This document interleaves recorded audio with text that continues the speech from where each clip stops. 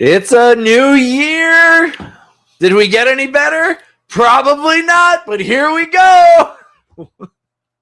Welcome to whatever this is. Let's go.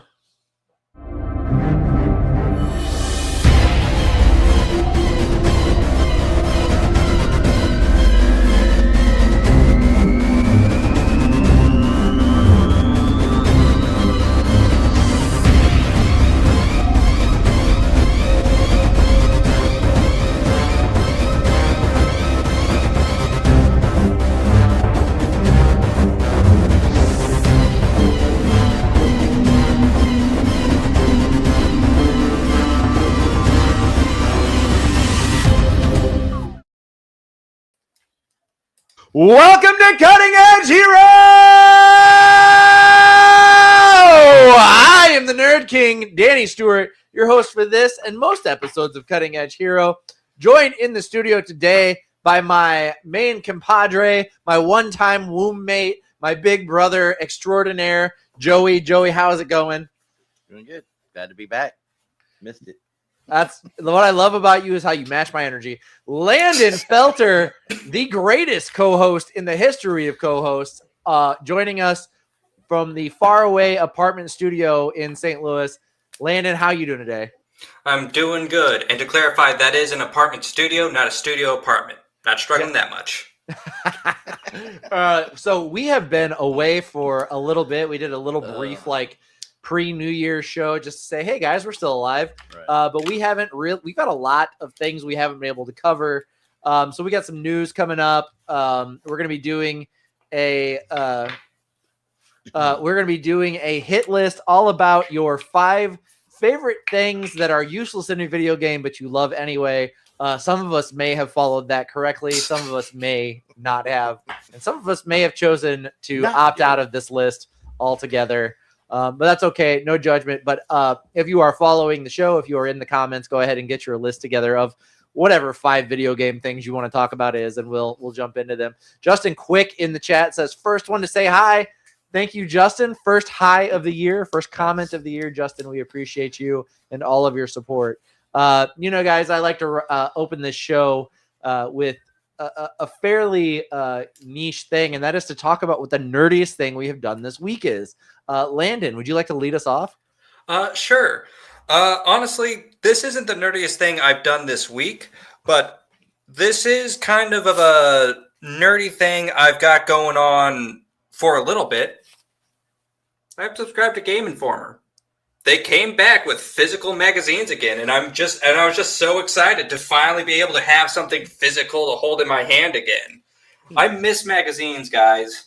I really do. Yeah. I've got a collection of vintage Playboys. It's like masturbating in a time machine. Oh, were you one of those guys that kept them in a log out in the woods? No, I'm also a dendrophiliac. I was keeping something else in the log out in the woods. But yeah, no. So what is the subscription process for Game Informer now? Because it used to be you bought something at GameStop. So what's the process now? It really is just going onto their website and subscribing. It's as simple as that. I repeatedly ended up with Game Informer subscriptions without ever doing anything other than just like GameStop having my address and I bought a game. And they're like, "Oh, you are still alive? Here's your magazine. Here, have a magazine." And back before that, when it was EB Games, it was still you got the Game Informer subscription with everything. But no, I will probably follow suit. You are a trendsetter. I will probably sign up to get my own Game Informer subscription as well. Hell yeah. Hell yeah. Joey, what is the nerdiest thing you've done this week? You know me and my games. I've been trying to better myself at Marshmallows. Oh yeah, we were playing Super Marshmallow the other day. Yeah, that's Super Mallow. That is Super Mallow. Yeah, that is a fun card game. Good. Are you familiar, Landon? I am not. Have you ever played the card game Golf? No. Okay, then you have no frame of reference for this. None whatsoever. But anyway, it's a game Joey being in the introduced me dark. to. You basically, it's like memory and God, what else would the other game combine to make it? Because you have 6 cards face down in front of you. You get to look at 2 of them to start the game, and then you swap cards out as you play. And if you can match up pairs of certain cards or whatever, you can eliminate them. And the person with the lowest score at the end of the game is the winner, which I assume is the golf connection. Right. But anyway, they got this game called Super Mallow. They've also got a game just called Is it just Marshmallow or is it just Mallow? I think it's just Mallow. Okay, Mallow. Anyway, it's a card Pick it game. up at your local Walmart. It's a good game to pick up. Get it at the Walmarts. Yeah. Nerdiest thing I have done this week, I have been playing Expedition 33. A little behind the ball. You know, it swept all of the game awards for both the Game Awards and then the IGN Game Awards afterwards. It is a highly praised game. It got into a little bit of murky water shortly after the Indie Game Awards because they had used AI to mock up the game, but then they cleared up that they didn't use anything AI related in the actual game development process. I guess they've cleared their name there, but the game's fun. Not typically a fan of turn-based games, but I do like that this has quick time events in the turn-based combat, which makes it a lot more interactive for me and a lot more fun. So a real, were you more of a Legend of Dragoon fan back in the day if you liked the quick time events in Expedition 33?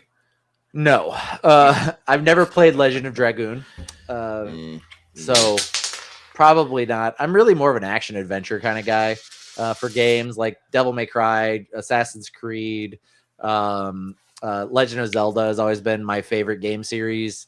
I like the Zelda. Link to the Past is my favorite video game of all time. But Ocarina of Time. Yeah, I definitely like more like spirited adventure games. And usually games that pique my interest are games where you as the player character are the baddest thing in existence in the game. Because in games where everybody has a level playing field, I just don't feel like that embodies who I am as a person. So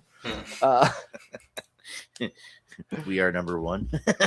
yeah. But anyway, so let's move along to some news. You guys want to do some news? Sure. Yeah. All right. Danny, fire those bullet points at me.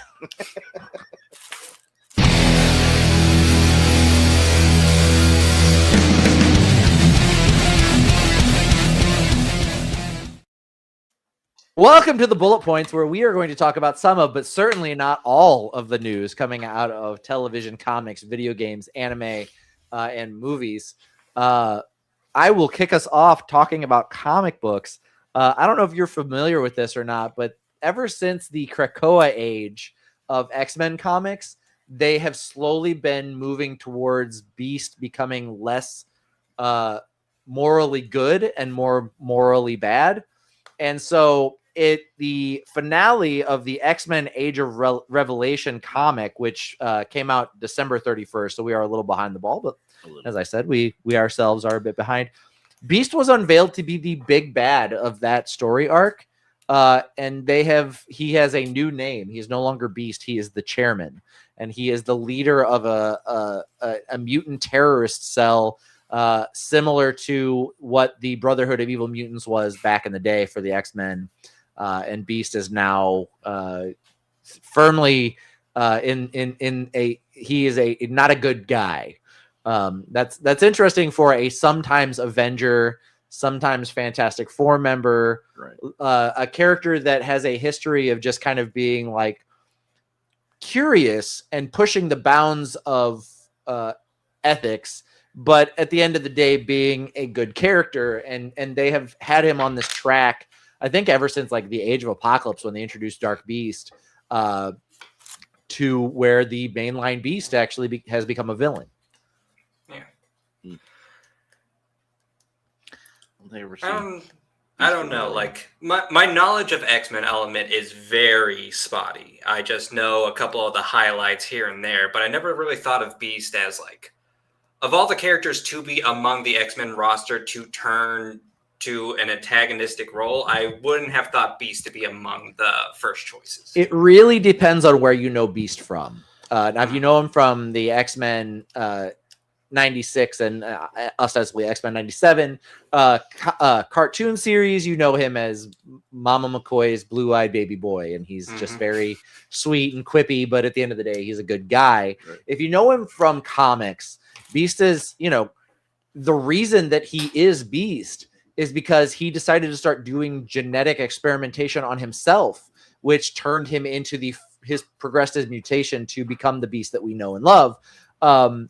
But he's always been kind of like he's always been more, and I already said this, but he's always been more curious than cautious, and he's always been more than willing to sacrifice other people in the pursuit of scientific discovery. But it's always been kind of like a tongue-in-cheek, like, you know, Beast, that could have killed me, and he's like, but it didn't. And now it's more like, yep. But I learned something. Now there is a redeeming thing here in that they have created a clone of Beast that predates this turn to evil. So the good Beast is still around in the X-Men universe. It's just not our main Hank McCoy Beast. And then also the Dark Beast from the Age of Apocalypse line also survived Age of Apocalypse and has been in the main MCU 616 for a long time as well. So there are actually three beasts running around the 616. So they're doing that thing where they want to shake up the status quo, but also don't want to shake up the status quo at all, and want to have their cake and eat it too. We don't want to scare away the people that like things how they are, but we also want to bring in new people that might like this new direction that we're going here. Right. It reminds me of the clone, the Spider-Man, the clone saga. There was a period in the comics where they had determined that Ben Reilly was actually the original Peter Parker and the current Peter Parker was the clone. Mm-hmm. And that was canon for all of like 30 seconds in the Marvel universe. And then everybody was like, that's really fucking stupid. Wouldn't you just be like, well, that's Peter Parker? And then Peter would be like, yeah, I'm Peter Parker. I'm not Ben Reilly. But instead they were like, well, this is Ben Reilly, and he's always been Peter Parker. So he's Ben Reilly now, and he's Spider-Man. And then the mainline Peter Parker started having all these complications from the fact that he was a clone. And then whenever they decided to fix that, it turns out he was just sick. And Ben Reilly is the one that actually had the cloning issues. And so his stuff got worse later. And that's what it feels like to me. I feel like this is a thing where, like, we're going to get the chairman. He's going to be really, really bad. And then somewhere down the line, somebody's going to go, actually, that was the clone Beast. Right. And it went bad because he's a clone. The real Beast has always been this guy that thought he was a clone. I could see that being the case. They did that with Superman arc too once, did they? They had the good and the bad. And the Death and Return of Superman? Right. Yeah, but the thing with the Death and Return of Superman is that none of the Supermen were Superman. Superboy was a clone of Superman and Lex Luthor. John Henry Irons was a construction worker that was basically Iron Man. He was a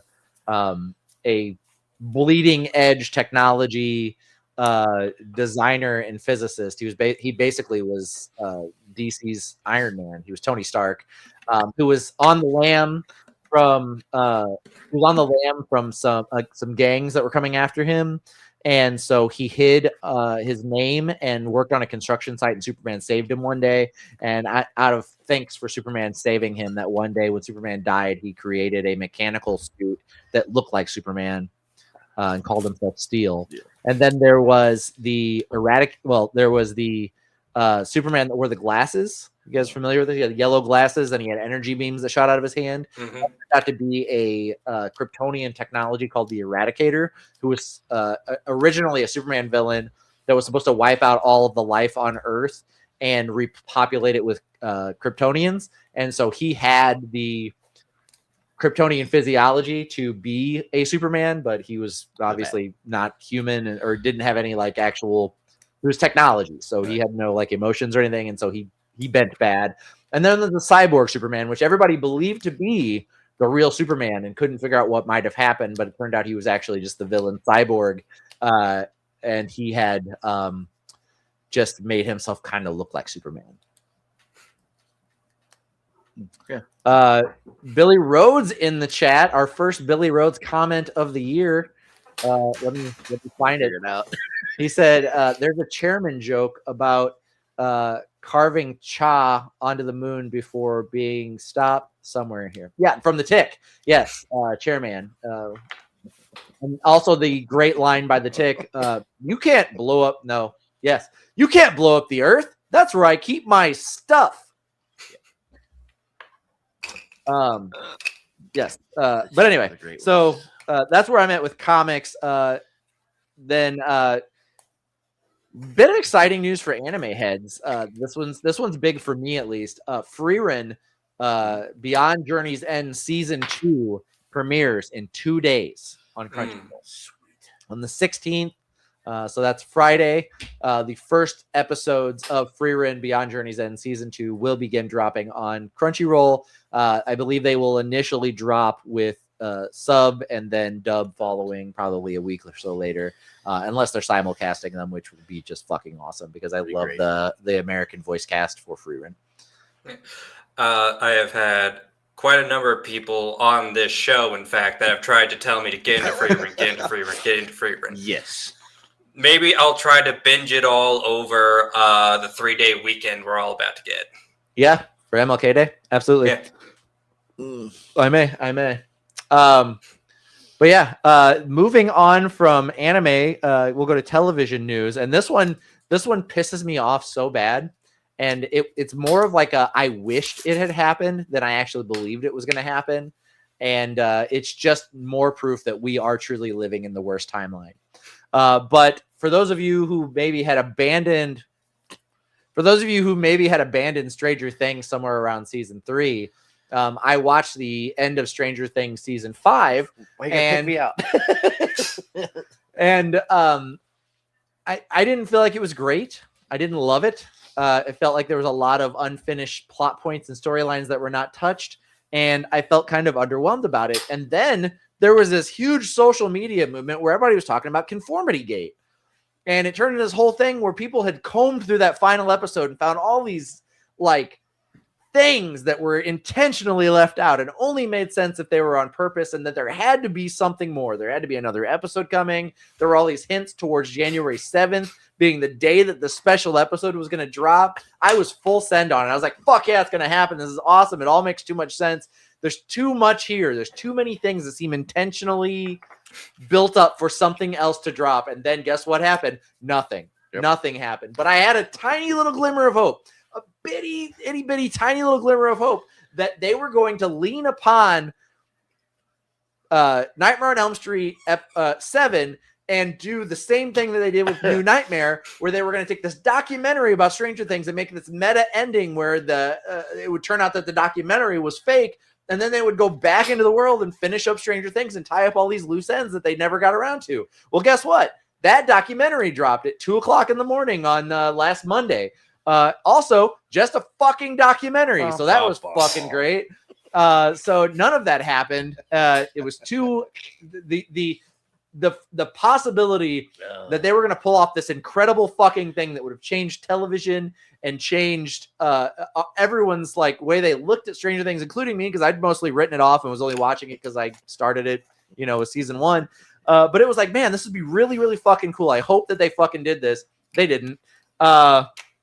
And so there was some tiny little childlike version, innocent, beautiful, loving version of me that was so excited about this that died on this hill.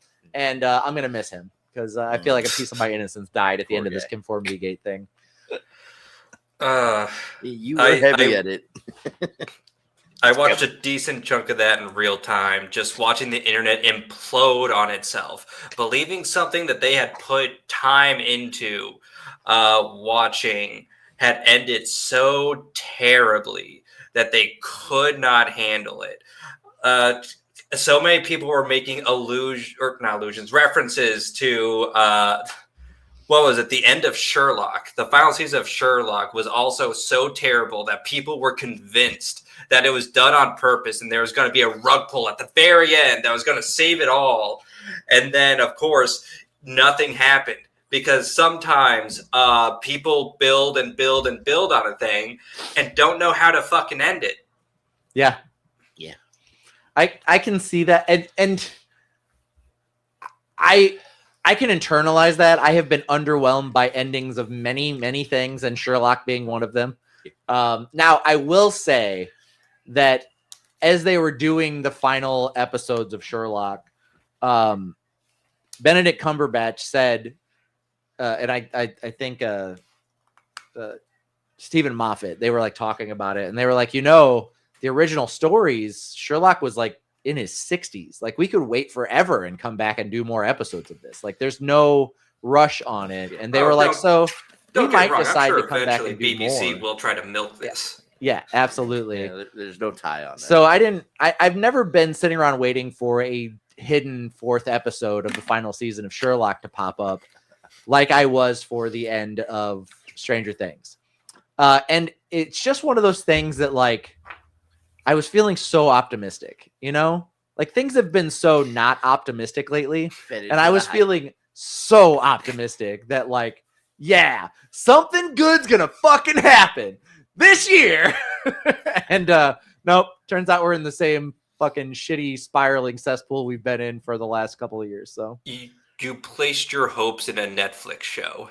I know, you're right. You're right. I'm sorry, but you deserve that kick in the dick. You're right. That one Yeah. you deserved. I'm gonna Yeah. be real. You lived up to internet hype, or you thought When you put into context that the Duffer Brothers are literally abandoning Stranger Things from Netflix to go to Paramount because Netflix wouldn't put their movies in theaters, and they're like angry. Of course, they're not going to put in fucking extra effort to make like an extra cool ending for the series. They're like, fuck you guys, we're out. So peace. I don't know, but they're working on the spinoff for it, and I wonder if like all of the like hanging threads that they have, even if they didn't realize they were hanging threads, they can now address them in the spinoff. Maybe there can be like in the spinoff, or maybe a side series or something. I'm sure there are comics or will be comics if there aren't already. It seems like everything has a side comic at this point. So I'm sure something more will get made to touch on one of these loose threads or something. Yeah, eventually. Just by then, the groundswell is going to be gone. Like this feeling of excitement is, Your joy. yeah. Yes, I love that you're laughing at my broken heart, and I love seeing you happy that I'm unhappy. That's great. That's not what that is. You know what? Landon has that you don't. What's that? He's not in range. Oh, you. But anyway. Laugh at two people's pain. Billy Rhodes said, just watch Welcome to Derry instead. It's like the same thing. I could see that. I haven't watched it yet, but yeah, I could see. I mean, the original Stranger Things story definitely pulled very heavily on it for its, biggest like shock value and the scarier parts of it. So I could see that. Moving on from TV news, Landon, what do you have in gaming? All right, so this is not a new story. This is a very old story as far as the news cycle is concerned. This was from September of last year, but Got it. That's attached. Wow. Show you. but it is still Hold on. We need this Billy quote. Vecna is the Pennywise we have at home. Anyway, go on, Landon. I'm sorry. This is still just like the biggest gaming story I can think of in the past a long while. And I want to know if y'all have heard about this. Jared Kushner's firm, the Saudi Sovereign Wealth Fund, and Silver Lake Partners have all gone in and they bought EA and made it private. I did I hear heard something about that. I didn't follow up on it because who has the time? But Yeah. So yes, that did happen though. Right. Yes. They are now joint owners of Electronic Arts. From what I didn't do much follow-up research after this, but I don't think anything, we have seen the changes from this, from them acquiring this as of yet. If we have, it has not popped up on my radar. But yeah, one of the biggest gaming publishers is owned by the son-in-law of Donald Trump and the Saudi royal family. It's insane. Yeah. Billy said, this happened a bit ago, so that means no more representation in the next Sims games. Yeah, probably not. Probably not. No. But you will have a really nifty ICE agent uniform you can get for your character. And deporting American citizens will probably be a job that you could get. I would assume. But anyway, yeah, so that's bad news. What else you got in gaming? That's really the main story I wanted to talk about. I didn't get anything else because honestly, this is something I've had in my back pocket since September. This is something I've been wanting to discuss because it just feels so massive. Like Saudi Arabia has been trying to position itself as like a cultural international. Let me try this again. English. Saudi Arabia has been trying to establish itself as a cultural cornerstone for the international audience for quite some time. There's a reason why Dubai became such a big tourist attraction. And like Dubai chocolate got pushed, even though I've heard everyone who's actually tried it said it's garbage. And like pay $16 for a candy bar that sucks ass. It's got grass in it. And like they had the big comedy event like in 2025 as well, having a whole bunch of different comedians coming in and them trying to broadcast that and send it out everywhere. And like, this just seems like another step in them trying to have more of a say in the international cultural exchange. And Jared Kushner got in on this because he wants to get in on the cultural war in America. Yeah, of course. And I mean, the dangers of this are huge. And it's not just the EA Games purchase, it's all of the stuff going on with the Saudi investment in America that we've seen recently. That's all kind of terrifying. But I will say, if the game company that created and fathered the that's not that said. That fathered the microtransaction and really championed that and kind of forced it upon us goes fucking flat on its face. That might be good for us. But I do see this just like I see all of the gaming properties that EA has their hands on now. And there's not a ton of them that I play. I don't buy any of the like 2K games or any of that kind of stuff, but yeah, Sims really probably one of the only ones I get into. If this goes terribly bad for them, that might be good for the rest of us. Now, if that just, they continue steering the ship as it has been going, they continue to produce games people will buy and play, and they just quietly get a foothold in American consumerism and in our economy, that's a whole new problem. That something that we've managed to avoid roughly since probably the early 80s, fighting off this like Saudi attempts to become a power in the United States, and they've opened this gateway for them, which is, it's terrifying. I don't know. I don't want to be on my soapbox and be like, oh my God, the world's ending, blah, blah, blah. At the end of the day, it all comes down to money and who has the money and where the money goes. And, if one of the most powerful countries on the planet can be literally torn down from the inside in a series of 40 years, just slowly one piece at a time, then, there's no empire that is safe. And so it's always possible that any of these countries with all of this money that they are throwing at us can fall on their face at some time eventually, just be torn down from the inside. Because at the end of the day, money is just a concept. And if you change the way you think about it, then money means nothing. Billy, whenever you said it'll probably go as well as any other Saudi or Trump venture, I hope so. They really know what they're doing. Yeah. But that's everything from me.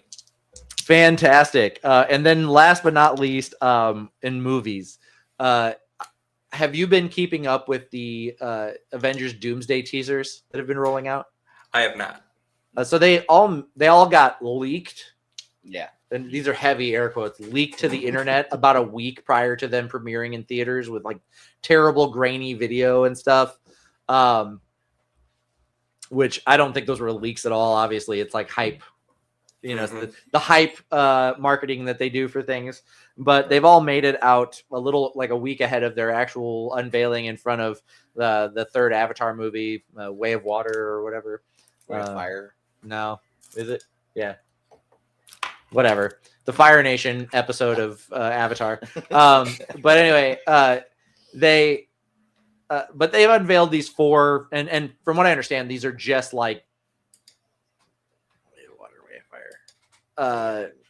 They're not so much teasers as they are like a insight into what the story is doing. And the Russo brothers have said that if you watch them all and pay attention, there's a narrative that runs through all of them. Now, some of the nerd sites that I watch and follow up with have already pointed out that it's children. The big thing is children. And that it seems like Doom is collecting children to do something with in Doom World, on Battle World. Because, at the end of Fantastic Four First Steps, he comes for Franklin. And then in the first Doomsday teaser, Captain America shows up in the timeline where he went back to live with Peggy, and he's holding his baby son. In the second one, Thor says that he's lost his love. We all know from the end of Thor Love and Thunder, Love is his adopted daughter. In the end of the third one, let's see, what was the third one? The first two, X-Men. The end of the third one, it's got Cyclops down on his knees blasting an optic beam into the sky, screaming with Sentinels behind him. The thought is that is because the Sentinels came and took Nathan Summers, which is the one day eventual Cable. And then in the fourth one, which goes to Wakanda, and it shows a Shuri, the Black Panther, and King M'Baku. And she's talking about how she has lost everyone that she cares about. And if you saw the end of Black Panther 2, you know that there is a T'Challa Jr. That is the secret love child of the first T'Challa that she meets at the end of the movie. And if she's saying that she's lost everyone she loves and cares about, she's probably lost T'Challa Jr. So Doom has probably taken T'Challa Jr. as well. So all of these children have been taken to Battle World, and that's what this whole thing is happening. But at the end of that Wakanda teaser, the Fantastic Four, Ben Grimm specifically, Ben Grimm shows up and introduces himself to the Wakandans, which was kind of cool. We got a little glimpse at the next part of like where the First Steps movie kind of lines up with the main MCU. But I don't know. There's a countdown, and it is going months. Like they started the countdown a year out from the movie releasing. And so with every teaser, they show the countdown with like a clock ticking down, but it's like, like 11 months, so many days, so many minutes, so many hours. And how do you feel about that? Are they hyping it too early? Is a 1 year countdown too long? You think? Yeah. I don't know, because if they had, I feel as though if they're wanting to do a 1 year countdown, they think they have enough to drip feed the audience to keep the hype up at least a little bit all the way through to the movie. Now, they could end up blowing their load way too early, release way too much, and then 6 months up until the movie releases, they have nothing, and then gotta panic and then decide, oh shit, maybe there should be some more leaks that are just all entirely fake, or make some shit up just to generate hype or something. I don't know. I firmly believe that they're going to do what they've been doing for every Marvel movie for the last several years, where they're going to release every relevant story piece for the whole movie over a year-long period. And by the time you get there, you're just going to be like, oh, wow, I got to see that in the theater. I see it. After they told me about it. Yeah. Thanks. I am waiting for that to become such a problem that fans end up just stitching every single scene that was in the trailers together to make something that's like the movie minus 10 minutes. Yeah. It's gonna happen. That's all they do now. They They give you all the released- good shit in the previews, and then you go watch the movie. You're like, oh, it's all the good stuff. And that's usually a sign the movie's not going to be great. But Well, they like dropped the runtime for Avengers Doomsday, and it's going to be the longest Marvel film to date. fuck me. That's the reaction we're not looking for.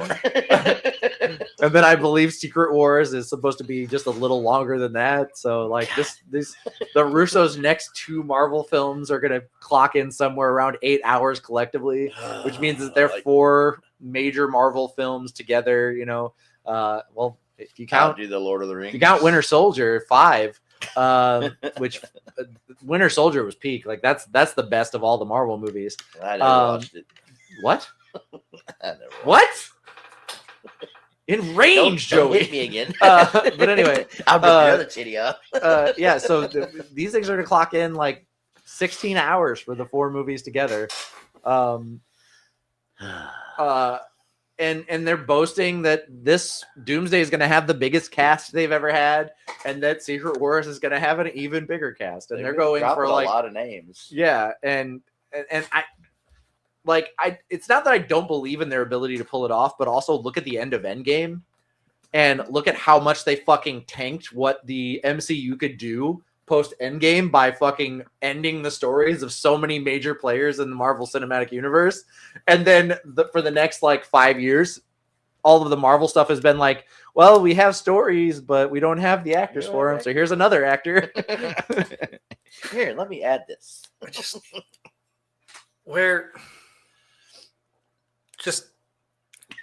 How can we get this much story out of, like, it always feels like these are getting way too stretched thin, plots and characters that don't get fully realized. Like for fucking Thunderbolts, like didn't Taskmaster have like less than like 3 lines in the whole goddamn movie?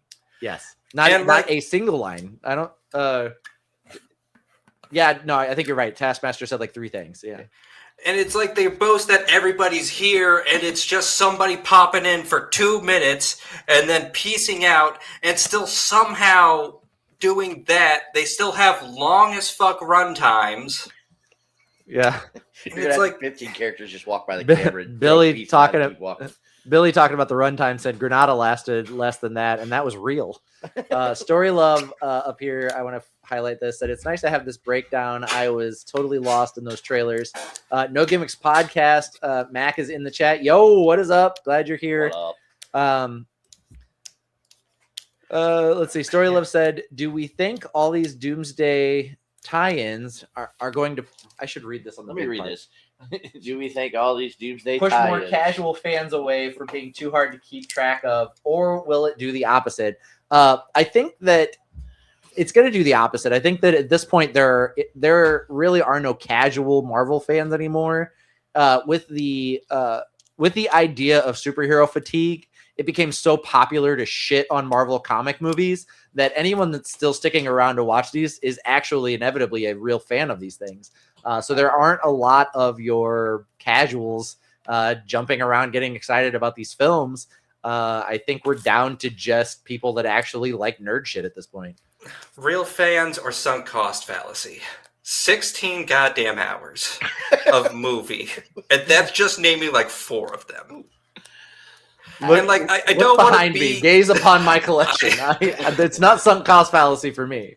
I don't want to be like I don't want to be a dick and shit on Marvel movies. That's not what I'm trying to be. But like, goddamn, they have tried to pivot and restore what they could after the Jonathan Majors debacle, and like it feels like a scramble. And we do get a couple of good movies out of this. We do get some good movies, but like a lot of it's just God, it kind of feels like the contentization. You know what I mean? Like just putting out stuff just to put stuff out sometimes. So I'll agree with you with the caveat that being a comic book fan, that's just how it is sometimes. Yeah. You get a lot of really shitty runs of superhero comics You get the till crap you comics. get a decent And you fucking can do writer it. who shows up with a decent artist and gives you something worth fucking reading. Right. You know how many X-Men comics I've got that weren't good, but they're still in my collection because they led to something that eventually was good? You know, a different creative team or different editorial team or whatever. That's what the MCU is experiencing. The difference is their movies cost billions of dollars. And they make billions of dollars. So when you're talking about a comic book, you're talking about failure in the thousands. When you're talking about a Marvel movie, you're talking about failure in the billions. Right. That's arguably, you know, a little more noticeable, a little bigger. People get a little more upset about it. But for comic book fans like you and I and Joey, like we've eaten a lot of shit to get to some good fucking arcs. You know, like Chris Claremont gave us some decent X-Men stories, and then Grant Morrison gave us some really shitty X-Men stories for a long time. And you got to take, you know, as a fan, sometimes you got to read that shitty stuff so that whenever the good stuff comes, you're like, fuck yes, finally.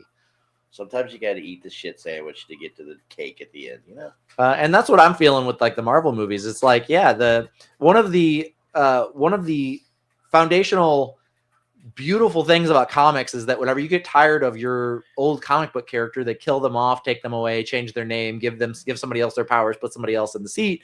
And whenever they feel like the time has passed and it's been long enough, then they put them back in the suit. Like Steve Rogers has set down the Captain America mantle so many times and picked it back up to just be mildly more relevant than he was when he wasn't the Captain America for a minute, you know, because nobody gave a shit about Captain America before Chris Evans put the costume on.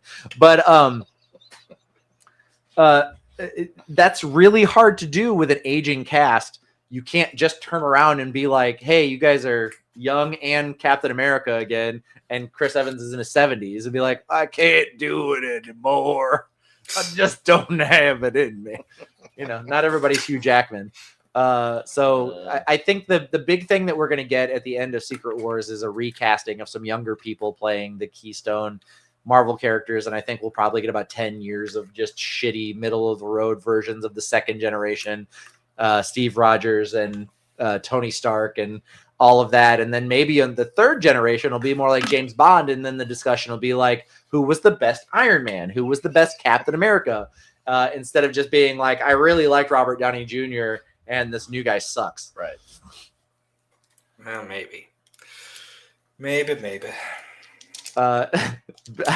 don't want to leave this alone. Again, talking about the runtime of this movie, Billy said, we kidnapped a president in less time than that. And then commenting on how the stories just keep rolling, or how they kind of killed the MCU by the ending of Endgame.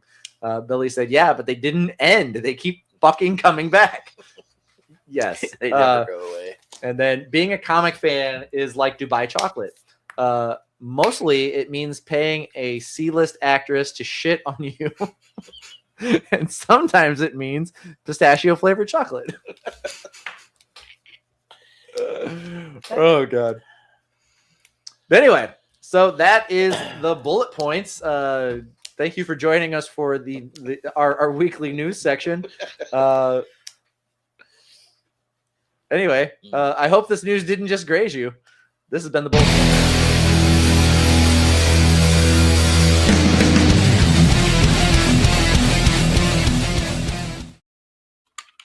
Welcome back to the show. Why are we shitting on? Ask that question again now that you have audio. Nope. It's just funny. Anyway. Following that, we are going to do a hit list this week. That is right. This is the return of the hit list. First time for the year. And what is the hit list this week, Landon?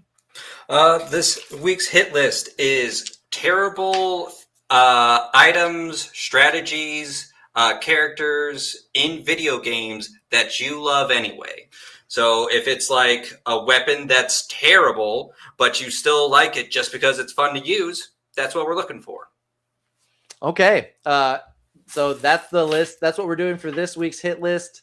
get your list together. Here we go.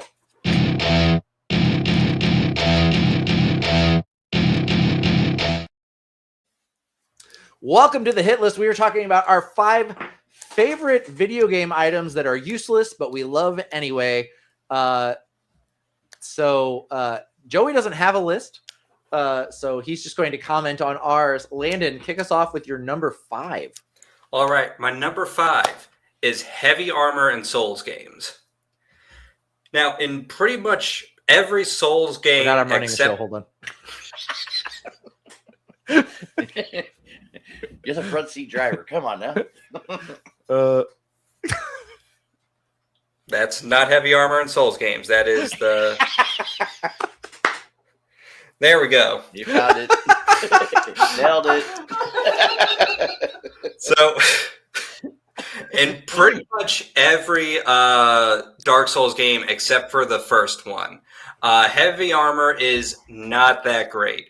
It's better to dodge a hit and not take any damage than to take the hit and just deflect some of it. You know, it's better to keep light on your feet and just keep dodging. However, what that's not good for is role playing.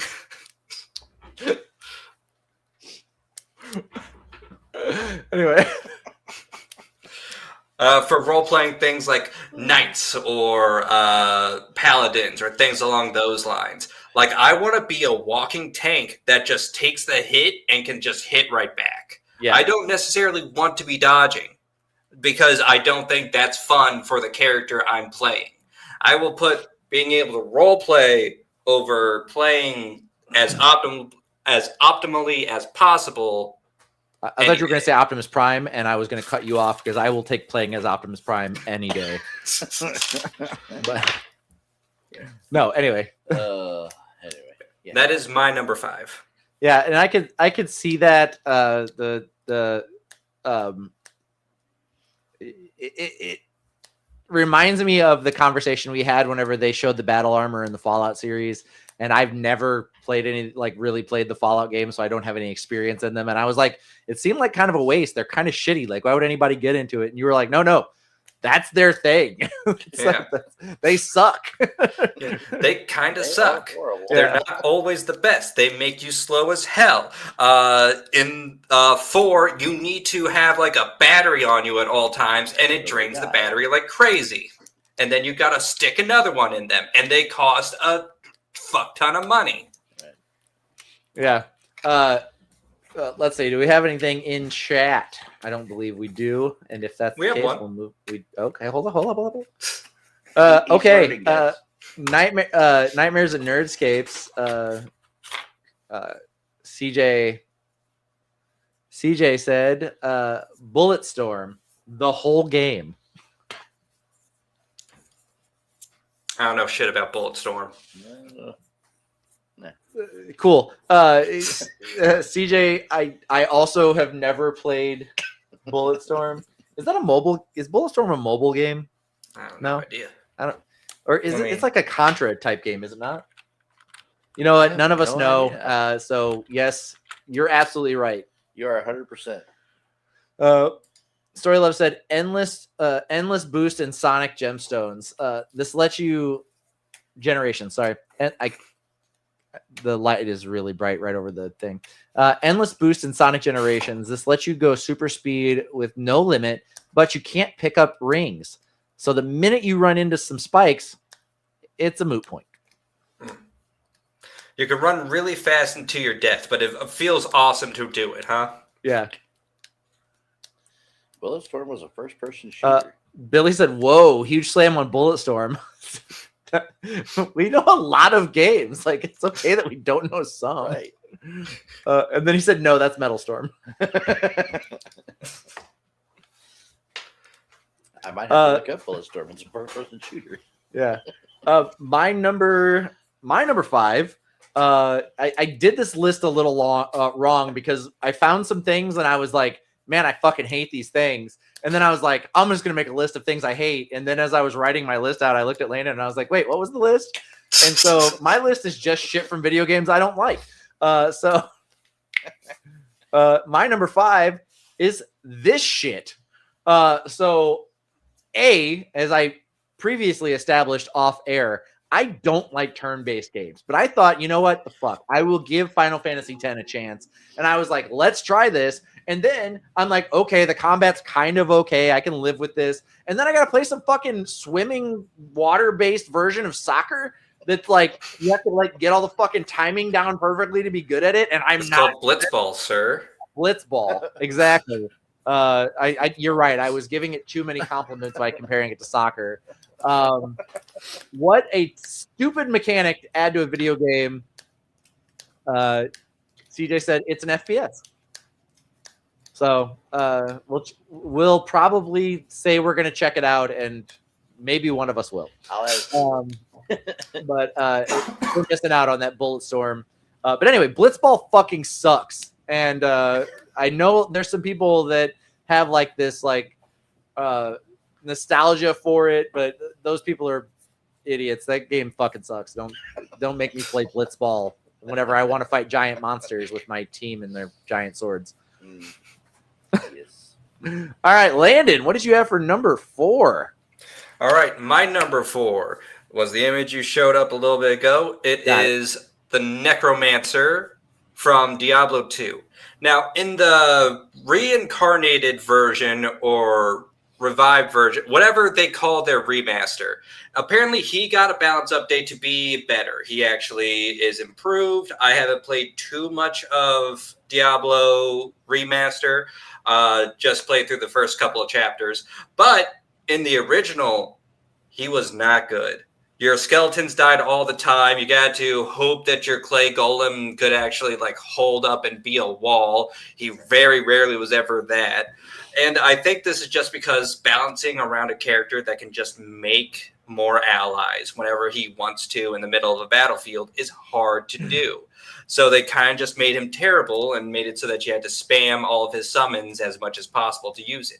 He had a bunch of other spells to help with this, or a bunch of other spells I could use, such as bone spears and stuff like that, but I didn't want to do that. I wanted to have an army of skeletons to do my bidding. That is why I'm here. That is my role on this plane, to eventually have my undead army. Yeah. And until that happens, I got in this video game, and I will see to it that I brute force my way through things. Make it work for you. That's what video games are all about, is shoehorning the character to do things you want it to do instead of what it's built Make to it do. your way, right? Moving on from that, Billy had his number 5. He said the ball, World of Warcraft. It's just a ball that you throw from your inventory to the target's inventory. That sounds yeah, fun. you play catch. CJ, his number 4, main story quest in Elder Scrolls games. He hates the main story quest. He only wants the side mission. And as a person with very extreme ADHD, side quests are also my favorite part. I could see that. I will say in at least like Oblivion and Morrowind, the main story quest is kind of interesting because in Morrowind, like you have fucking essentially zombies running around, spreading their disease and everything. So the world feels like it's fucking ending. But that's also just what Morrowind looks like. And in Oblivion, like the fucking Emperor dies right in front of you in like the first 5 minutes. Like that's gonna catch your attention. But Skyrim definitely, despite the fact that a dragon saves you and then you're out of there, for some reason it just did not catch my attention, the main story quests. So I could see it definitely with Skyrim. What I know from Skyrim is that I can nope to the wrong fucking direction and end up in some town and I don't know what the fuck I'm doing. And that has been my experience every single time I have tried to play Skyrim. I'm like, where the fuck am I? This guy was like, go east towards something. I thought I was going east. Where the fuck is he? I will say it's that's most people's experience, Danny. You are not in the minority on that. I feel like I need to find a really good YouTube like how-to video and just sit and play alongside it so that I can finally enjoy Skyrim like most people do.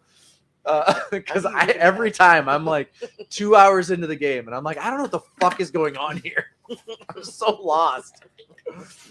And then I believe this was a comment about the necromancer. CJ said he was a druid, but all his animal companions had osteoporosis. Pretty accurate. Story loves number 4, endless scarf / white robe in Journey. Feels so good to float around with no limit, but by the time you get it, you've already 100% of the game. Journey is a blast and a joy to play. I really love that game. I've never gotten the endless scarf / white robe in it though. Yeah. Those all those games that have like, oh yeah, once you beat the game, you have you get like max stats or whatever just to fuck around with. That's always fun, but it's always dang. Wish I had game's some. over now. Yeah, game's over now. Fun to mess around with. I don't think I would want this while the game's going on in the first place because that takes away the fun. But nice to have now. Yeah, I like a game that, like, at the end you feel like you've accomplished something, even though you've just been sitting in your living room for like 16 hours straight. So yeah, I don't the endless whatever where like you can't get hurt and you can just stay airborne the whole time. Like, it's cool to have accomplished it, and it's definitely like a prestige thing. Like, look what I got. Right, I've got this on this game. I'm probably not going to play now. Billy also. And he's coming right at me on this one, but he said, "There's a map marker, dude." Told you, learn to read a map. Billy, come visit, sit next to me while I start Skyrim, and show me what the fuck I'm supposed to be doing. Because I own this game in 3 formats. I have it on my Switch. I have it read for a map to save his life. I have it for PSVR, and then I have it on my PS5. And I have accomplished nothing in either of the formats, any of the formats that I have it. And then he said, it's not like you're playing Morrowind. Oh, fucking take that, Morrowind. Fucking loser. And then Billy's number 4. Unbreakable lockpick perk. Skyrim / Fallout 4. Lockpicks are cheap and plentiful, but also nice to not clutter up your inventory with tons of them. Yeah. Now every time I play those games, I have just a ton of lockpicks. It's hard not to get a ton of lockpicks in those games sometimes, but like also, kind of unnecessary. Kind of unnecessary, like you said, because I mean, if you go through lockpicks like crazy in that game, in any of those games, it means that you are playing the lockpicking game with your eyes closed. You are not listening to any sound cues. You're not watching the clicks. You're not. You are not even touching your controller. Aside from with like 2 sticks from far away with your screen turned off. You're trying to speed run Fallout 4 and you're bad at speed runs and Fallout 4. You're like, oh, I gotta get this lock. Fuck. Fuck. Yeah, fuck. Timer's just going up. All of your Twitch streamers are fucking roasting you. Right. Could you imagine? Oh god, Couldn't if be I had me. an audience every time I played video games, I'd piss off so many people. Yes. Yeah. You know what would be the most aggravating for anyone else watching me play is I search everything when I play a game. Like I walk there's like that maze like hack to getting out of any maze is like keep your left hand on the wall and you'll eventually walk into the exit. Like that's how I play video games. I'm just like I start, I look left, and I work my way around whatever the natural landscape is and I like fight a boss or whatever, and there's this huge, like especially with like FromSoft games or Expedition 33 is another one, but like you have these massive, huge areas that you fight a boss in, and the boss is the whole area. Like there's nothing else there. I get done, I'm like, well, I got to search every little corner and crevice of this. No matter how many times I do it, no matter how many times there's nothing there, when I look, I will do it after every fight. Oh, what's over this hill? Hey, Danny? What's in this pocket? I think I see how you end up in some random fucking town in Skyrim. Yeah. He's right. He's right. God damn, he's right. I'm not built for Skyrim. It's just not my thing. Maybe if I get the Game of the Year edition. Which one? The good one. All of it. Story Love said, I pissed myself off playing video games. Yeah. You know, I don't have, like, because I'm autistic, I don't catch things in context sometimes. And, like, I was, again, playing Expedition 33, and there's a very, very clear mechanic that lights itself up and shows you how to use it if you're just paying attention. And I've lost to this boss like 15 times in a row. And last night I was like, I'm just gonna fucking look it up. I looked it up and it's like, shoot his lanterns in the order they light up. As they flash red every time one lights up, shoot them in that same order. And I was like, are you fucking kidding me? It's that easy. I just had to play fucking Simon on this guy's lanterns. He's literally built to be like, oh, look at this fun remedial fucking mechanic we put in here for this super easy boss. And I'm just losing over and over again, screaming at my television. Fucking day. Katrina's like looking at me like, what are you doing? I was like, fuck this guy. Fuck this boss. Fuck. Yeah, no, it turns out I'm the problem. Right. Who could have guessed? Who could have guessed that? Not me. Anybody who knows Anyway. you. Let's see. Shit. We're on my number 4, aren't we? My number 4 is the Giant's Knife from Ocarina of Time. Now it's funny, I mentioned this, and before I could even explain what it was, Joey was like, isn't that fucking knife where you swing it like 3 times and it fucking breaks? And I was like, yeah, that piece of shit. That goddamn thing. 200 fucking rupees later, you're like, oh wow, what a cool sword. Waste of fucking money and time. Yeah. And then like the upgraded version of it is something you have to do an insane, tedious task in order to get it in the first place. So most people don't get it. Right. Well, what's crazy is that even after you get the Boron sword, you're still kind of just going to use the Master Sword the rest of the game. Mm-hmm. Like there's a couple of times where it's like, this was really handy to have. And the rest of the time, this giant fucking sword that you've got to swing around is not the sword you want. Yep. It's still going to be the Master Sword. So, yeah. But anyway, if I get a new sword, I don't care. Like, new sword, great. I don't care if I have it or if it does anything. If I've just got a really cool sword in my inventory, I've got a really cool sword in my inventory. That's a win-win for me. Yeah. But anyway, Fair Landon, enough. what did you have for number 3? Let me find the goddamn cursor. There we go. My number 3 is the 32 caliber pistol from Fallout 3. Now, this is the worst gun in the game. Some people might say the Chinese pistol is the worst one, but at least it's in 10 millimeter, which is a lot easier to find than 32 caliber ammo. This gun has abysmal damage. Does not last that long durability-wise, but it is also one of only 2 revolvers you can find in that whole game. And I love revolvers in games. I really do. Red Dead Redemption, that's my shit, because it's filled with revolvers. Yeah, I can English, I swear. But like, You speak good word. Right. I speak good word.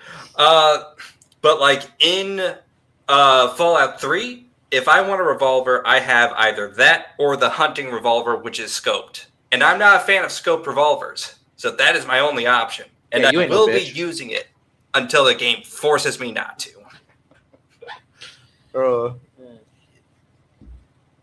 Yeah, there's a tendency by me and probably by a lot of gamers, but where I get like a certain comfort level with a weapon, and then you get a much better weapon, but it's got a new mechanic you've got to learn.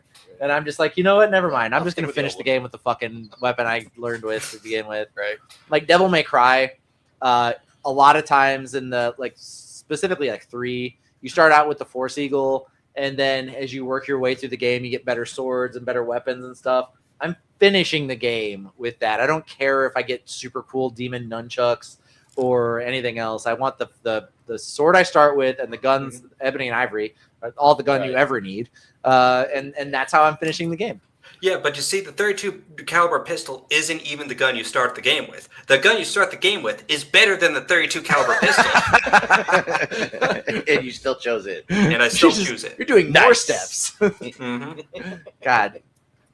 I'm somebody who likes to challenge run video games. I like to give myself specific restraints, and I like to try to beat the game with those restraints.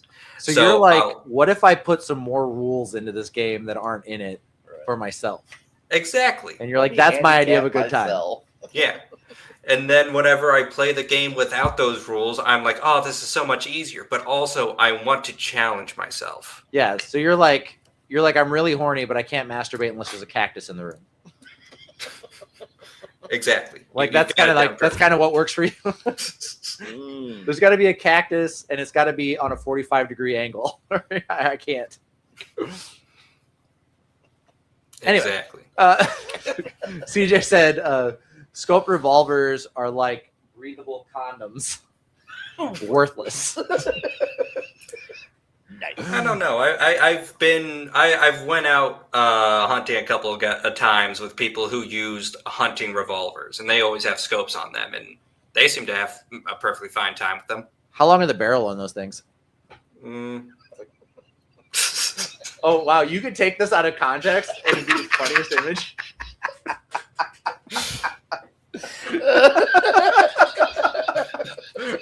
Well, It kind of looked like we were talking about the same thing.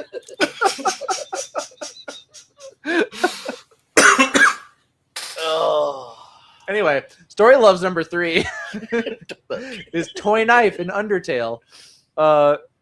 Unless in a pacifist run, but I'm still picking it up. Yeah. That's a game that I need to play. I have it. Never played it. I guess you could say that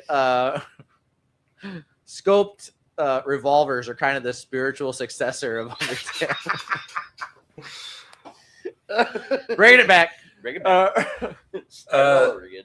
I will say, if you like the fact that that Expedition 33 has quick time events for its turn-based combat, Yeah. you might like that Undertale has like a mini-game dodge event for every time the monsters attack. Okay. Do you not like the quick time events in Expedition 33? Like, is that a turnoff for you? Oh no, I loved having quick time events for Legend of Dragoon. Okay. I just haven't picked up Expedition 33 because it just hasn't popped up for me. Like I've been meaning to get it. It's low on the list right now, and with everybody singing its praises, it's just not something I want to get to immediately. Yep, I understand. Wait till it cools off. Mm-hmm. And then you can be like, hey, guess what I retro picked up the other day? And then everybody be like, oh my God, you're the first person I've ever talked to that retro played this game. And you'd be like, yeah, I'm pretty cutting edge. I swear to God, if I live long enough to see people call Expedition 33 retro, You will. I know. What was it? Yeah, this CJ's number 3 actually plays into that. Remasters within 10 years of the original release. Yeah. Yeah. Yes. And also, like, whenever they put out a remaster and then shortly thereafter put out another remaster, like right behind it, and you're like, what the? How many fucking versions of this game do we need? Right. Mm-hmm. Looking at you, The Last of Us. Oh, yeah. Yes. Shots fired. Let's see. Billy's number 3 is the main quest for Far Cry 4. This one is actually useless because if you just wait for like 20 minutes, the guy comes back and you both put your mom's urn on the shrine and the game ends. Yeah. So I don't know how that game goes, but that doesn't sound like the most exciting thing to do. Well, he leaves you with some delicious crab rangoon. I hate everything about this right now. Okay. I don't even know what the fuck we're doing. And I know you're being fucking honest. That's the worst part. The crab rangoon is definitely a thing that happens, right? Yes. God He leaves damn you it. there. He invites you into his home, He's just like, yeah, sure, we'll put your mom's ashes on the shrine. Just to have dinner with me first. Oh, hold on, I have to go take care of some things, and then he leaves. And if you wait for 20 minutes, he comes right back. That is Worst timeline. What the fuck just happened? Billy also said, "Hey, there's nothing wrong with a hunting derringer."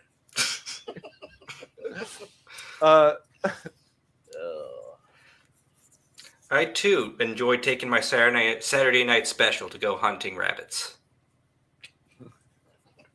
And Billy said, "Or maybe you won't. Who knows? It's the wonder of life. 'Tis the wonder of life." And then just to drive the nail home, he said, "It is a thing that happens." Excellent. That is so fucking great. Just what even is our humor now? Like what are we doing as a society? You know? Like I feel like there was a point there where we hit the spot we should have, like in what was like humor. And then I don't know what the fuck we did after that. Like I was telling Katrina, like there was a period in like sitcoms where the whole fucking punchline of an episode was like, that guy's actually gay. Now that's bad. That was not the time that humor was good.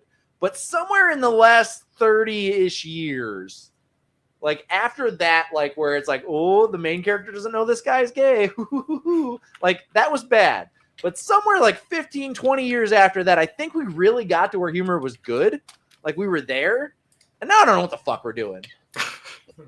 I don't. And I'm part of it. Like, but honestly, like just looking at it, like zooming out, looking at what the fuck we find funny now, it's like everything's an in-joke.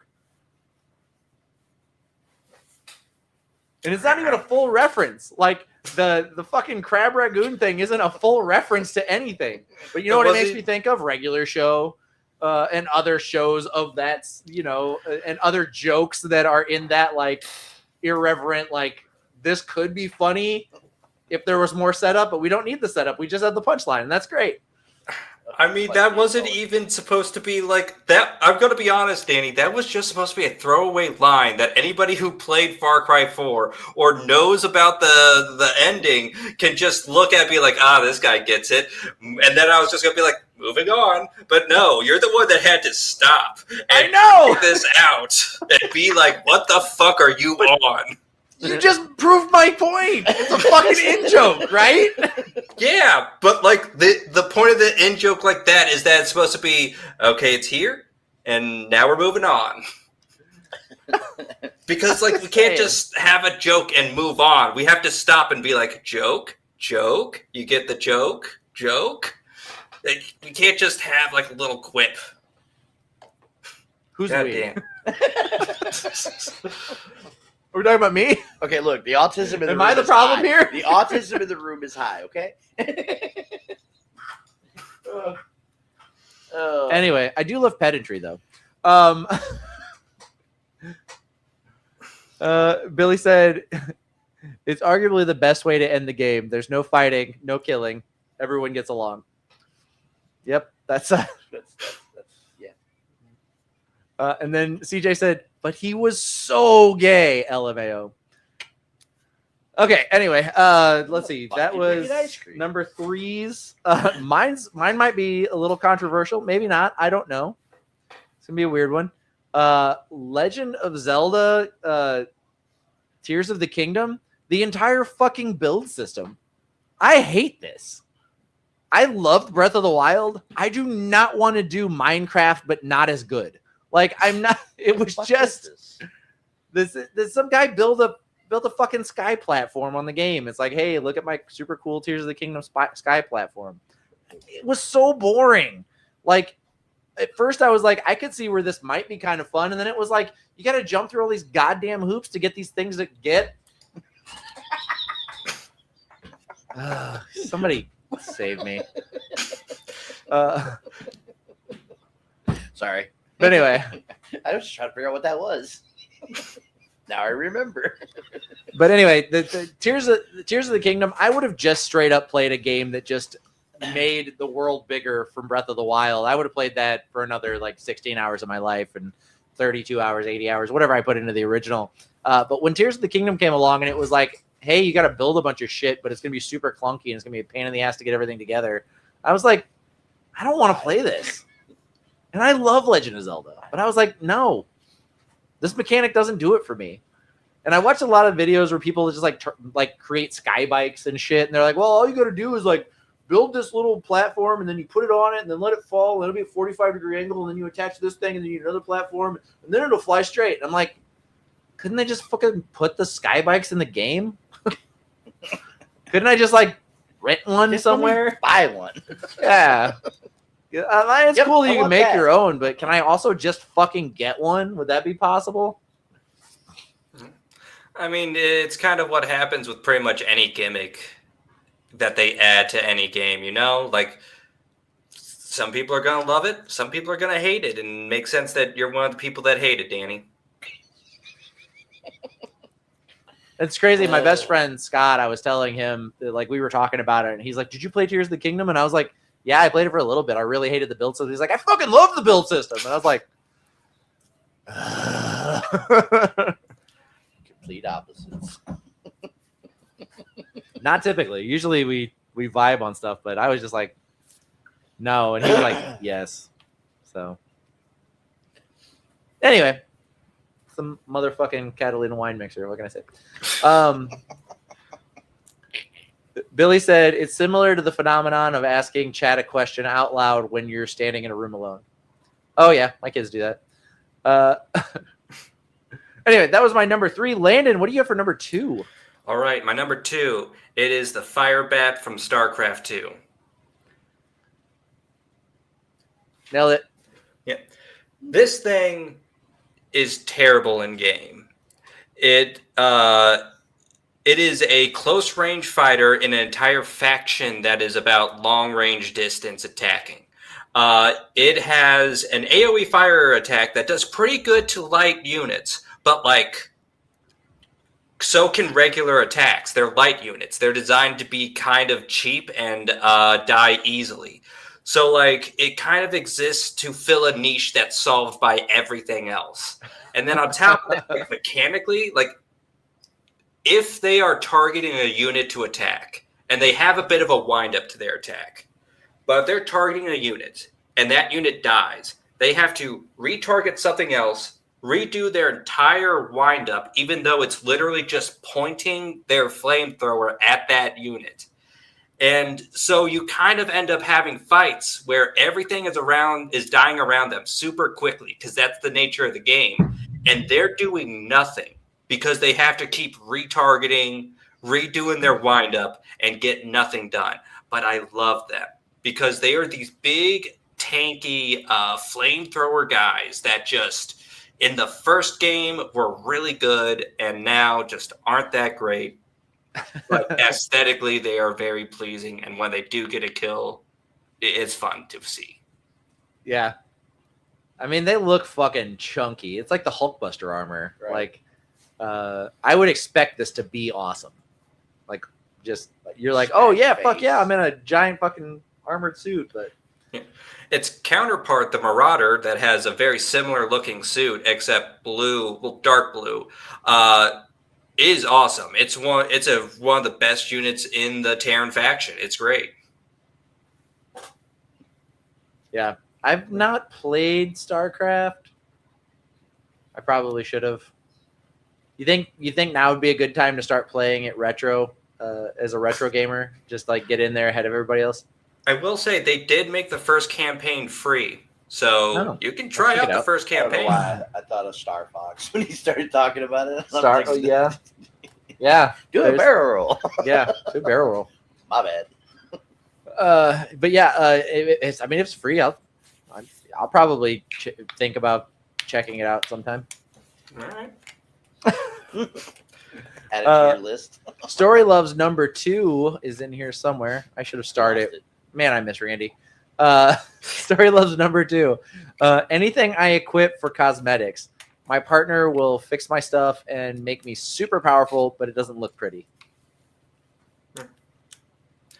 I do love that a lot of games now include like a glamour mechanic where it is just you have what you actually have equipped, but you can just throw whatever outfit you want on over it and not change the stats at all. That's always very nice. I was playing something recently where that was the case. What was that? Yeah.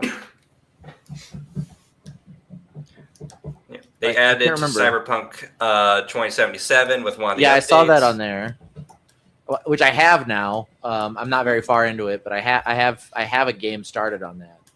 I haven't put a ton of time into it. God, I can't remember what it was. Oh, it might have been Diablo. I think I was playing Diablo 4. Yeah, that's what it was. Oh, didn't know Diablo showed its different equipment like that. It does. Yeah, you have the option to have something else equip, but have it look like what you want it to look like. All right. I believe. Or I'm thinking of an entirely different game. You know, who knows? Who has time? I'm a grandparent now. I'm doing grandpa gaming now. Grandpa's retro gaming. That's my new. I'm gonna start a channel, Grandpa Retro Gaming, and people are gonna be so fucking confused. They're gonna be like, "This game's not retro. You're probably not old enough to have grandchildren." I'm gonna be like, "That's where you're wrong, kiddo.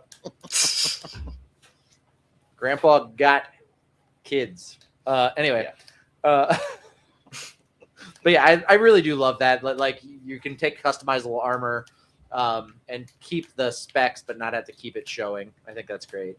Mm-hmm. It is a nice thing because, you know, back in my day, CJ's number 2, jumping through hoops while building sky platforms. So I think that's a Tears of the Kingdom reference. Maybe. Yeah. Maybe he did like the whole, you have to let this fall and hit the thing at 45 degrees in order to get the proper lift. Yeah, that. Anyway, yeah, I'm glad you're with me on that. And then Billy's number 2, not killing anyone in Cyberpunk 2077 on the hardest difficulty. Some games give you an achievement for doing that, but not this one. There's absolutely no reason to do it. I still did it though. Mm-hmm. Accomplished. Billy, he doesn't even do stuff on his main channel. Why is he starting a second one? God damn. Nice. Oh, I've never felt so seen in my whole life. Oh god. Landon, would you like to see my number 2? Yes. Show it to me. A whole pile of steam. Here's a hot, steamy number 2 for you. Show it to me. It's the remote batarang from the Arkham games. You know what's really cool about being Batman is the crazy skill and precision that you feel like you have as soon as you put on that bat suit, and how it embodies how badass Batman is. You know what I don't want to do? Run a goddamn batarang into the side of a fucking air duct 97 times trying to hit a fucking switch. That's what I don't want to do. Big times. Oh yeah, let's not forget that the handling is basically like a really bad airplane sim, and you got to learn that, you know, while everything else works in Hold the normal, nose up. up is up and down is down. Now you're switching to down is up and up is down, which is fine, except it doesn't have to fucking be that way because it's not an airplane. They just randomly invert the controls on you. Yeah. All right, But anyway, so that was my number 2. I understand that. Yeah, have you not played any Arkham games? I played the first one. Maybe it wasn't introduced to Arkham City, but there's a mechanic in, I think, starting with Arkham City, where Batman has a remote control batarang, and so they give you these quests where you have to like throw it and then fly it into an air duct and then around inside the air duct until it hits something. So it's like a switch or breaks a laser or something, and the handling fucking sucks, and it takes you completely out of the game because you just like beat the shit out of 8 henchmen in like a total badass way using all of Batman's cool gadgets, and then it's like, oh wait, never mind, here's this stupid fucking thing. But Here, yeah. run this drone through this vent. I have some feel. You could say I have strong feelings about it. I don't know. Yeah. Billy says there were entirely too many batarang options in those games. Yeah. So name Landon. Are you ready for the first time in a year of our Lord 2026 to give me your number one?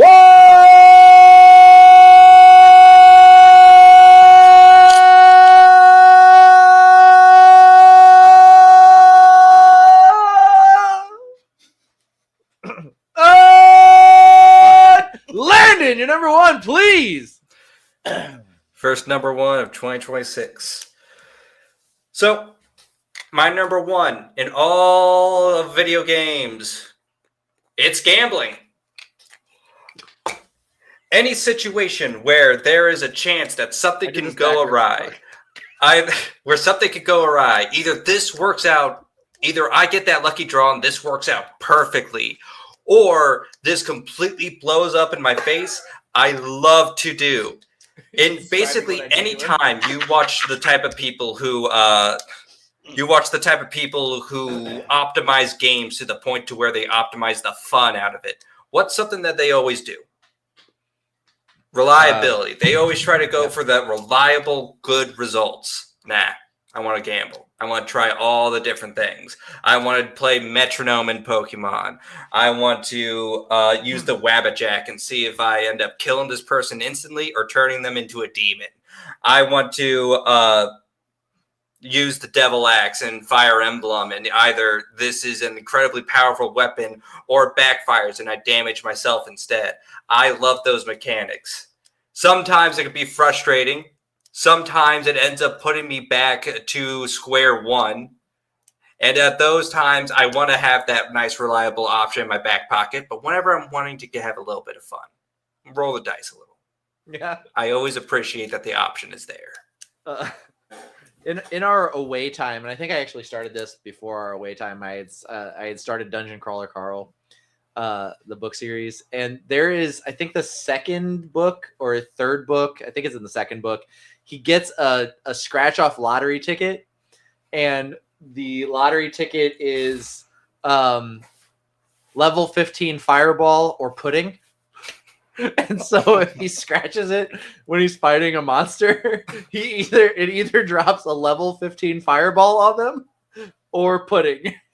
The pudding is like, it heals them and like makes them stronger, and so he always risks it.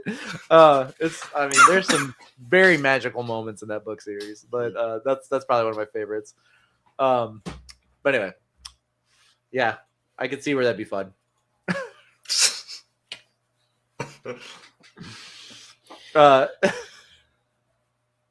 CJ said, Wanna Jack sounds like a gigolo with a cleft palate.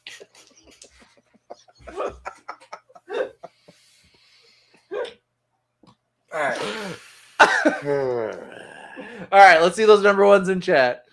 And You close. I'm not built to do tech and run the show at the same time. This is not for me.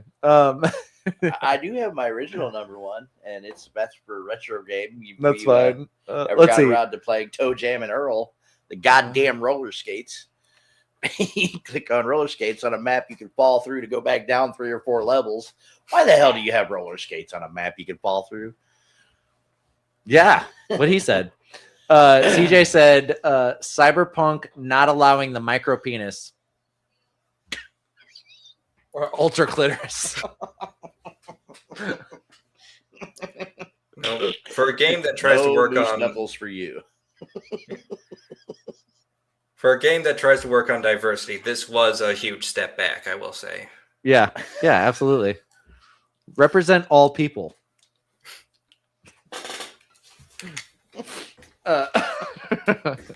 Okay. You've got more number ones, don't you? Who, me? Yeah. No, that was all 3 of those pictures were my number one. They were all examples. I'm sorry. They're all examples of gambling in Vidya. Oh, okay. I fucked that up. So here was what I should have been doing for Landon, for everyone still watching, was showing all of his gambling options. Right. I apologize. I thought you were going to list 3 things concurrently as your number one. I didn't understand that all 3 of those things fell into the wheelhouse of your number one, and that's on me. Sorry about that. I probably should. I should have. No, communicated that's on that a me. little better. That's for me not having more information and being a not as good of a gamer as I probably should be. So my number one goes back to my childhood ish. It's everyone in this picture but Wolverine from the X-Men video game. Correct. So there's only one character in this picture that is fun to play as, and the rest all suck. And so you start the game out as Wolverine, but the way the game works is that when one X-Men character dies, you just pick another one until you work your way through all of them. So you start out with Wolverine and you're like, I'm having a good time. And then he dies and you're like, I'm not having a good time anymore. Guess I'll restart the game. And down that path a lot. But anyway, so that's my number one. Joey, what do you think our hit list should be for the next time? I don't know. I thought maybe. Didn't you make a suggestion in the chat? What was it? I did. I made a suggestion as for fantasy characters that you would really like to meet in real life. Billy said, "Isn't that the Wand of Wonders or whatever?" Is To that me? yeah, I guess it's in your image. No, that's very much the Wabbajack. The Wabbajack. Oh, this is the Wabbajack. Yeah, that's the That's Wabbajack. it. Is this the Wand of Wonders? No, that's That is the Emacs, Devil Axe. Or Devil Axe. Is this the Wand of Wonders? That is It could be. Metronome from Pokemon. Oh, I don't know any of these things. Grandpa Gaming on Twitch. Great. Billy's number one is the zombie voice option. Saints Row 3. Yeah, Saints Row 3. It isn't looped at all. They recorded the main character's entire main script in a zombie gibberish. It's really funny but useless because the subtitles are the same too. Oh, Billy said, oh, he's talking about Dungeon Crawler Carl. He said, no, I mean in reference to the lottery scratcher. No, the lottery scratcher is the one that's it's a pudding or level 15 fireball. And then CJ said disabled gigolo names. But yes, so for the next hit list, we will do fantasy characters that you'd like to meet in real life.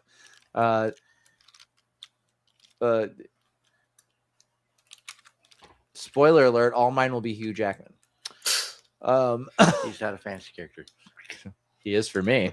But anyway, Wet for dreams. this week, this has been the hit list. Just everybody stare at the camera.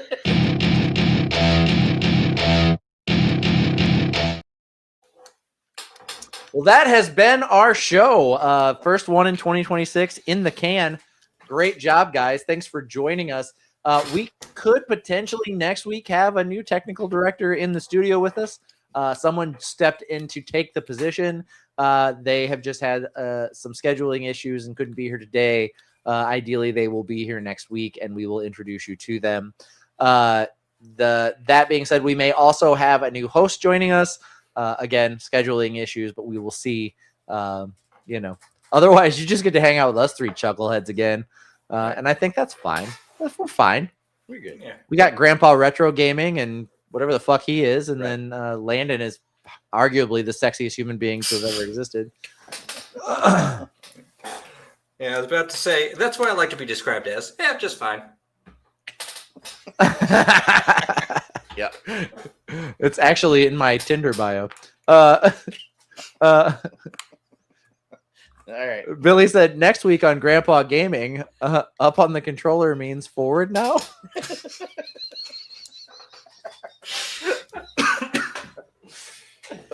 And then I'll probably do like a 25-minute dialogue on why fucking jokes aren't funny anymore.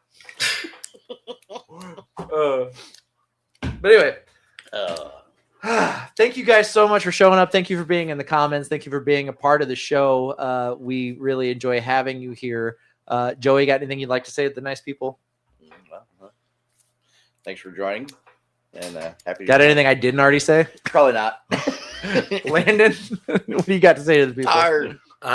Just like always, thank you all for tuning in. You know, you're the part that actually makes this a show. Because if nobody was watching this, we'd all just be talking to the walls. So, honest to God, really, thank you. Yep. So for Cutting Edge Hero, you guys have been great. We've been Cutting Edge Hero. We'll see you next time. See y'all. Bye. You got this. You got it. Come on.